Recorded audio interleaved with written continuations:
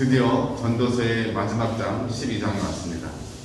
오늘은 전도서가 주는 마지막 교훈 부분으로 앞장 11장 9절부터 이어서 한번 생각해 보겠습니다. 청년이여 내 어린 때를 기억하고 그 즐거운 날을 마음껏 기쁜 길로 기쁜 뜻대로 행하라 우리에게 말씀해 주고 있습니다. 그러나 이런 의미는 그 청년의 때를 함부로 낭비한다든지 아니면 정욕대로 막 살아라 이런 뜻은 아니에요. 이런 뜻은 아니에요. 그래서 히브리어 성경을 헬라어로 번역했던 70인 경위는 내 마음에 책망받을 일을 하지 말고 나중에 원망받을 일은 피하여 행하라 이렇게 의역을 한 거죠. 의역을. 그 의미를 우리는 이것이 왜 이렇게 말씀하는지 다 압니다. 이 반어법 같은 거죠. 네 마음대로 해. 하지만 네가 선택한 그것 또 네가 행한 그 일 뒤에는 반드시 하나님의 심판이 있을 거야. 이렇게 우리에게 말씀해 주고 있는 것입니다. 12장도 이어가고 있죠. 청년일 때 아마 가장 빛나는 때일 것입니다. 어쩌면 그렇기 때문에 가장 유혹이 많을 수도 있고 그렇기 때문에 하나님으로부터 가장 멀어질 수도 있는 그때죠. 하지만 전도자는 우리에게 그때에 하나님을 기억하라고 말씀하고 있습니다. 왜냐하면 그렇게 소위 잘 나가는 시절은 그리 길지 않기 때문입니다. 이 뒤에 다음 절들을 보면은 그날에 집 지키는 자들은 떨 것이며 힘 있는 자들은 구원해질 것이며 이렇게 말들이 쭉 이어지잖아요. 근데 주석가들은 이런 글들을 어떻게 해석하냐면 실제로 그렇게 보기도 하지만 이것이 노쇠해가는 늙어가는 사람을 은유적으로 표현한 거다 이렇게 얘기하고 있어요. 예를 들면 길거리의 문들이 닫혀질 것이며 이게 이제 입술이 닫혀지는 것, 입술이 닫혀지는 게 힘이 없으니까 입을 꼭 다물고 있는 그런 모습이고 맷돌 소리가 적어질 것이며 이빨로 음식을 잘 먹어야 되는데 이제 잘 먹지 못하는 거예요. 나이가 드니까. 그리고 새소리로 말미암아 늙으면 숨을 쉴 때 이렇게 가느다란 숨소리가 나잖아요. 그렇죠?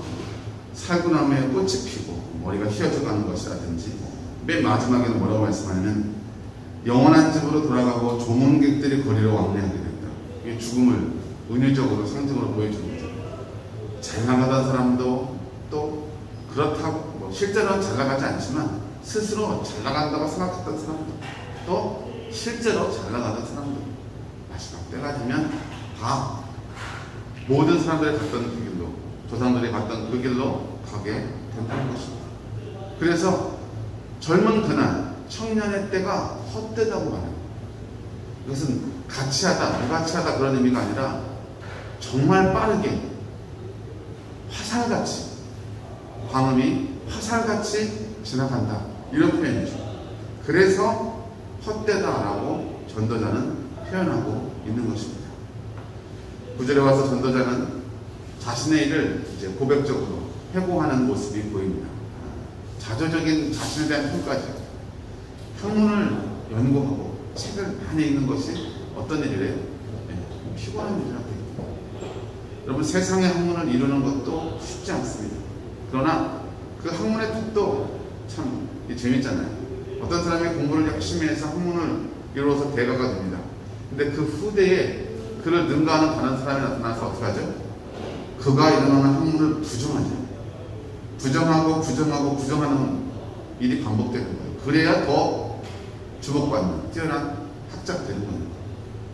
그래서 전도자는 그것도 헛되고 오히려 몸을 피곤하게 하는 일이라고 우리에게 말씀하고 있는 것입니다.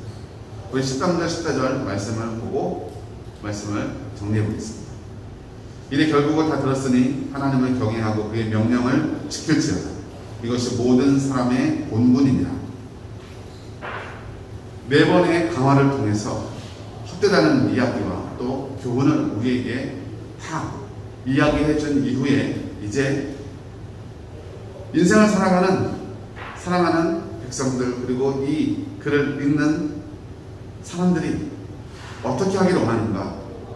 하나님을 경외하고 그의 모든 명령을 지킬 것을 우리에게 요청하고 있는 것입니다.